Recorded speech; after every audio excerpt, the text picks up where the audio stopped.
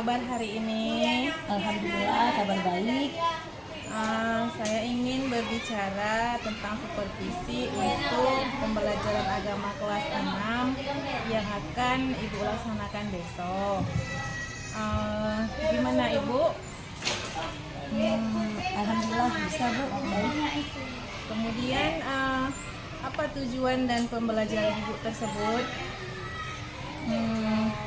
Tujuan yaitu yang pertama ingin meningkatkan pemahaman siswa tentang konsep melalui diskusi dan kerja kelompok.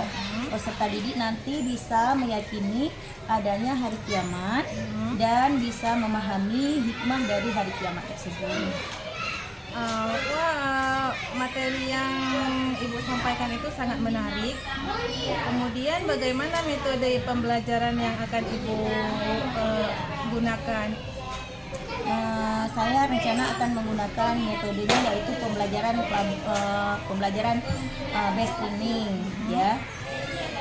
Yaitu nanti peserta didik mampu menjelaskan yaitu apa hikmah mereka percaya kepada hari kiamat, dan juga memahami bahwa pentingnya percaya pada hari kiamat. Baik Ibu, di sini saya ingin memfokuskan pengamatan pada kegiatan pembelajaran Ibu. Ibu bisa menggunakan format pengamatan yang saya berikan. Insya Allah baik Ibu.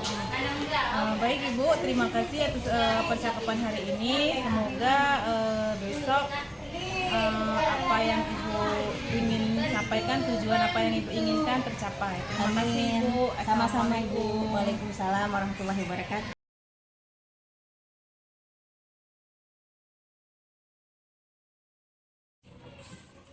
Baiklah, hari ini kita akan melanjutkan materi yang kemarin yaitu iman kepada hari kiamat. Nah, sebelum kita belajar lebih lanjut tentang iman kepada hari kiamat, kita harus tahu dulu apa tujuan pembelajaran kita hari ini. Tujuan pembelajaran kita hari ini yaitu yang pertama, meyakini adanya hari kiamat. Setelah kita belajar nanti, kita harus tambah yakin bahwa hari kiamat itu akan ada, akan tiba. Suatu saat dia akan datang kepada kita. Nah, selanjutnya tujuan yang kedua adalah memiliki sikap yang mencerminkan beriman kepada hari kiamat. Nah, setelah kita belajar nanti, kita harus mencerminkan bahwa sikap kita tetap percaya kepada hari kiamat itu. Nah, adakah di antara anak-anak ibu di sini yang tidak percaya bahwa hari kiamat itu akan ada? Ya, semua kita percaya bahwa hari kiamat itu akan tiba. Cuma kita tidak tahu kapan. Yang tahu cuma Allah Subhanahu wa Ta'ala. Yang ketiga, memahami hikmah beriman kepada hari kiamat. Nah, setelah kita tahu hari kiamat itu ada, apa sih hikmah yang kita dapat nanti setelah belajar? Nah, hari ini kita lanjut materi yang kemarin. Yang pertama, tujuan kita sudah tahu apa tujuan kita. Nah, selanjutnya kita di sini juga harus mengetahui apa yang dimaksud dengan hari kiamat itu. Apa sih hari kiamat itu? Atau ada yang mau baca satu orang? Ya, Kamika. Yang besar ya.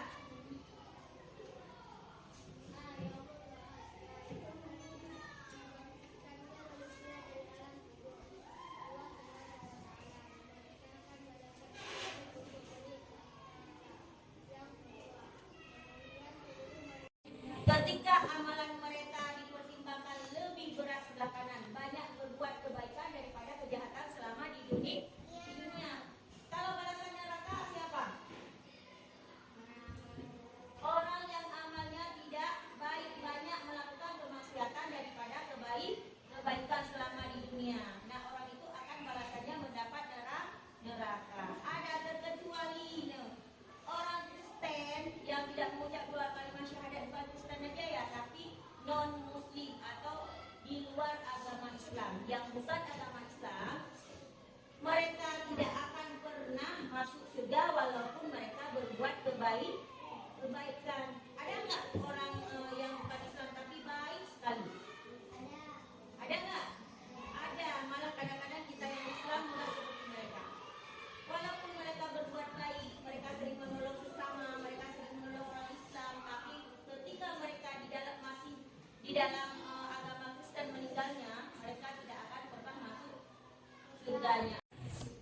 Baiklah, di akhir pembelajaran kita hari ini, kita akan menyimpulkan apa hasil pembelajaran kita hari ini. Apa yang kalian dapat hari ini? Apa materi yang kalian dapat hari ini? Coba tarik kesimpulannya apa? Bahwa semua yang kita lakukan di dunia ini akan kita pertanggungjawabkan di hari akhirat. Bahwa hari kiamat itu ada. Kita harus meyakini bahwa hari kiamat itu akan datang. Nah, satu lagi, manusia itu adalah makhluk yang tidak sempurna. Semua kita punya kelebihan dan kekurangan masing-masing. Ayolah kita saling memaafkan satu sama lain. Jangan ada sifat dendam di antara kita sesama. Nah, untuk hari ini mungkin pembelajaran kita bagaimana? Bagaimana perasaan kalian belajar hari ini? Adakah bermanfaat belajar hari ini? Senang? Senang, alhamdulillah ya. Nah, baiklah. Mungkin cukup sekian pembelajaran kita hari ini. Terima kasih untuk semuanya. Ibu akhiri, assalamualaikum warahmatullahi wabarakatuh. Waalaikumsalam warahmatullahi wabarakatuh. Jadi sudah keluar main.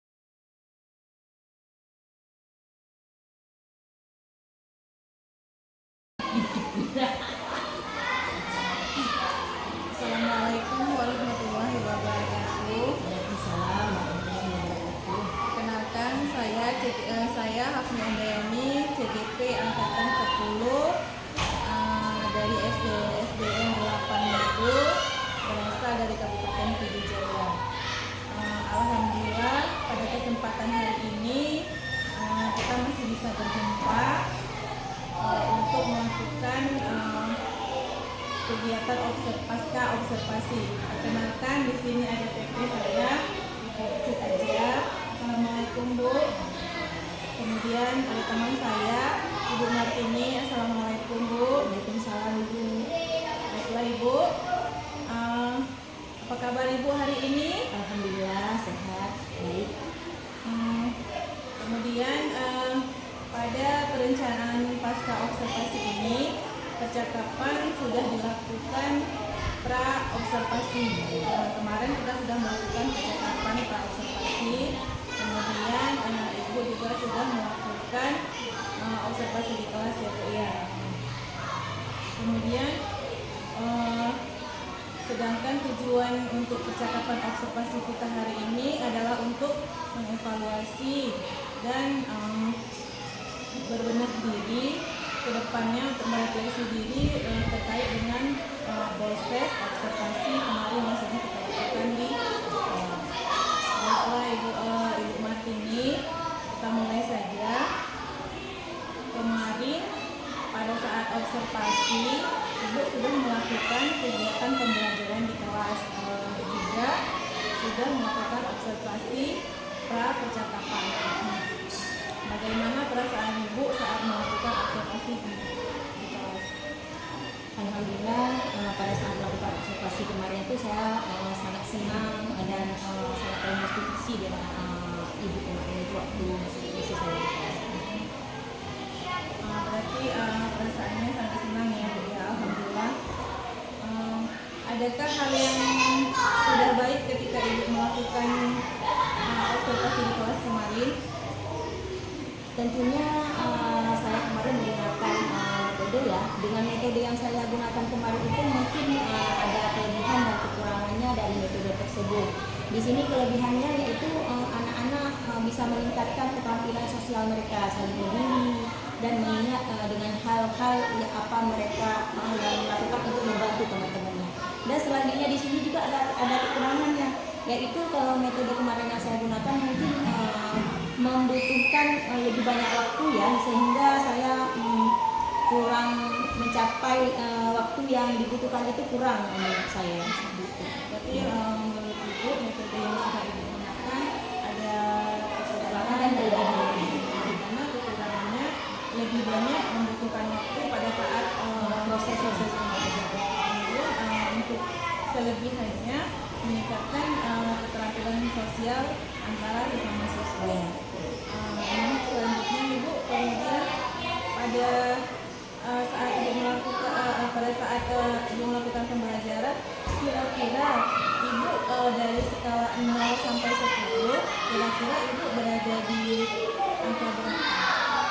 Kalau menurut saya kemarin sih mungkin masih banyak kekurangan ya. Kalau skala 0 sampai 10 itu kalau menurut saya masih di tingkatan 7 sampai 8 gitu, seperti itu. Itu kalau menurut ibu sendiri, Iya. skala yang sudah ibu capai berada antara angka 7 sampai angka 8. Iya. Kemudian adakah yang harus kita tingkatkan untuk kedepannya? Untuk yang saya pribadi menilai saya kemarin, saya kedepannya ingin meningkatkan yaitu proses pembelajaran yang berdiferensiasi dan yaitu untuk pengembangan KSE ya, KSE yaitu sosial emosional dalam pembelajaran nantinya. Berarti lebih meningkatkan pembelajaran berdiferensiasi, kemudian kemudian pembelajaran sosial emosional. Kemudian apa rencana ibu yang terkait dengan pelajaran yang sudah men-cover kebutuhan murid ibu yang beragam? Kan kita ibu mengambil pembelajaran berdiferensiasi. Di sini saya ingin mengatakan dulu ya kebutuhan murid, misalnya minat dan bakat mereka, kebutuhan dalam mereka belajar, dan untuk kenyamanan dalam mereka menerima pembelajaran itu gimana, biar mereka nyaman dan bisa menciptakan pembelajaran yang baik, dan selanjutnya tujuan yang kita inginkan tercapai seperti itu.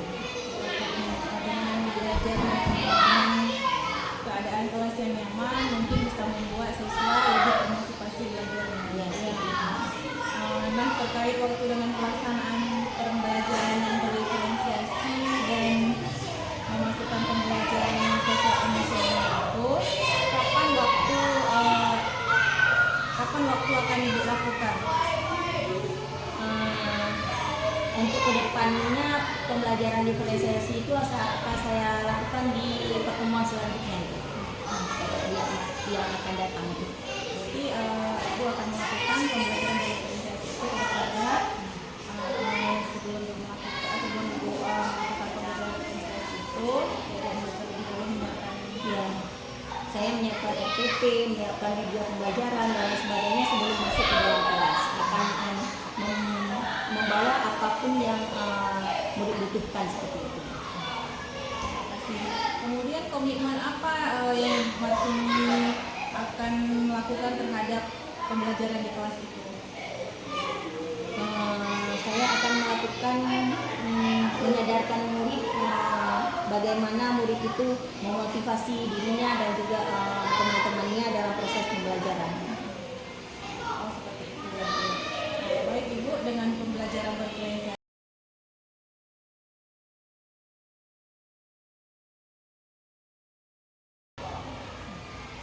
Baiklah Ibu, saya sudah melakukan percakapan pasca observasi. Bagaimana menurut pendapat Ibu observasi yang sudah saya lakukan? Proses coaching ya. Baik, assalamualaikum warahmatullahi wabarakatuh. Waalaikumsalam warahmatullahi wabarakatuh.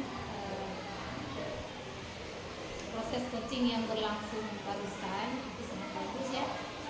Dan Ibu Afni saya lihat matanya terbuka, terus telinganya juga fokusnya ke Ibu Martini, ke coaching.